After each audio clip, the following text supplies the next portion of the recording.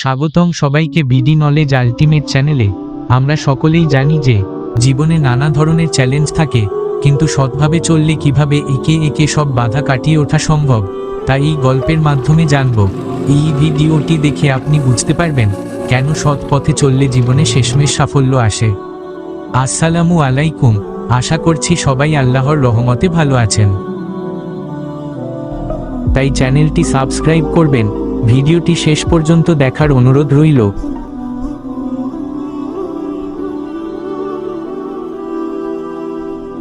একবার একটি ছোট গ্রামে ইব্রাহিম নামে একজন গরিব কৃষক বসবাস করতেন।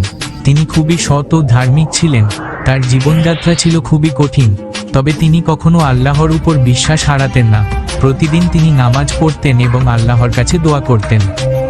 একদিন গ্রামে ভয়ানক খরা দেখা দিল, ফসল নষ্ট হয়ে গেল এবং সবাই চিন্তিত হয়ে পড়ল। ইব্রাহিমও তার ফসল হারিয়ে খুবই দুঃখিত হলেন, কিন্তু তিনি আল্লাহর উপর ভরসা রাখলেন এবং বললেন, আল্লাহই সর্বশক্তিমান, তিনি আমাকে সাহায্য করবেন। কিছুদিন পর ইব্রাহিম এক রাতে স্বপ্ন দেখলেন যে একজন ফেরেশতা তাকে বলছেন, ইব্রাহিম, তুমি খুবই সৎ এবং ধার্মিক, আল্লাহ তোমার প্রতি সন্তুষ্ট। তুমি আগামীকাল সকালে গ্রামের বাইরে যে বড় গাছটি আছে সেখানে যেও, সেখানে তুমি একটি সম্পদ পাবে।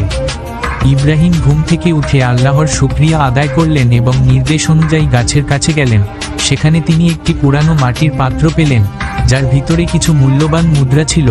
ইব্রাহিম খুবই খুশি হলেন, কিন্তু তখনই তিনি ভাবলেন, এই সম্পদ কি সত্যিই আমার জন্য, নাকি এটি কারো হারানো সম্পদ?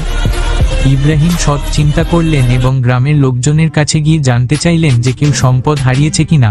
কেউই কিছু হারায়নি বলে জানালে তিনি গ্রামের দরিদ্রদের মধ্যে সেই সম্পদ বণ্টন করে দিলেন। তিনি নিজের জন্য খুব কমই রাখলেন, কারণ তিনি বিশ্বাস করতেন যে আল্লাহ তাকে যা দিয়েছেন তা অন্য মানুষের সাহায্য করার জন্যই। কিছুদিন পর ইব্রাহিম আবার স্বপ্ন দেখলেন। ফেরেশতা তাকে বললেন, ইব্রাহিম, তোমার সততা এবং নিঃস্বার্থতার কারণে আল্লাহ তোমাকে আরও বড় পুরস্কার দেবেন। তুমি আগামীকাল আবার সেই গাছের নিচে যেও। ইব্রাহিম আবার গাছের নিচে গেলেন এবং সেখানে তিনি একটি বড় গুপ্তধন পেলেন। এবারও তিনি সেই সম্পদ দরিদ্রদের মধ্যে বণ্টন করে দিলেন। তার সততা এবং ন্যায়পরায়ণতার কারণে পুরো গ্রামের লোকেরা তার প্রতি শ্রদ্ধাশীল হয়ে উঠল। ইব্রাহিমের জীবন পরিবর্তন হয়ে গেল। তিনি কখনো আল্লাহর উপর বিশ্বাস হারাননি এবং আল্লাহও তাকে কখনো নিরাশ করেননি। এই গল্পটি আমাদের শেখায় যে সততা এবং আল্লাহর উপর ভরসা রাখলে জীবনে সাফল্য আসবেই।